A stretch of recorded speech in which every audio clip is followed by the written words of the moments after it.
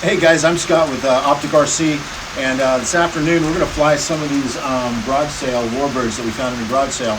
But one of the things we wanted to talk to you about this afternoon is maintenance and 5 flight checks.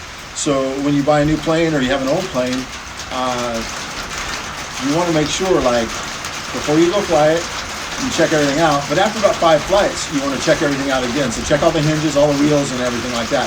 And the reason I brought this up is, as we're getting ready to fly these, I was taking this brand new EFlight awesome F-15 Eagle out of the car and bringing it over to the table to get ready to fly it. And when I did, the wheel fell right off.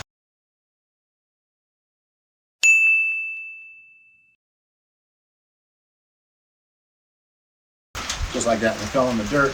And it reminded me that we want to do a really quick segment on checking everything out every 5 flights. We've got about 6 or 7 flights on this. Didn't do a real good job checking everything out.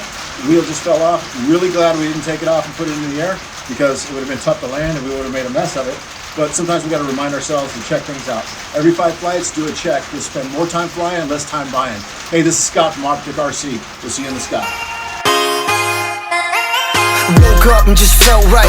Phone blown like a tailpipe. Today's schedule airtight. I turn a short day into a long night. See you soon if you got the heart. Meet you outside Rennie Park. Hurry up if it's getting dark. We don't say much and that says a lot. Hop into that old bands. Drive through where that road ends. Good time with some old friends. I got just a thing if you so tense.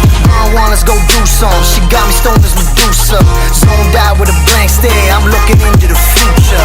Hold up, ain't nothing gon' hold us. Put the devil to the side, got an angel on my shoulder, and I'm like, hello, it's good to find me. Let go, I ain't worried about a thing. I just like to keep it mellow. Yeah, I like to keep it mellow.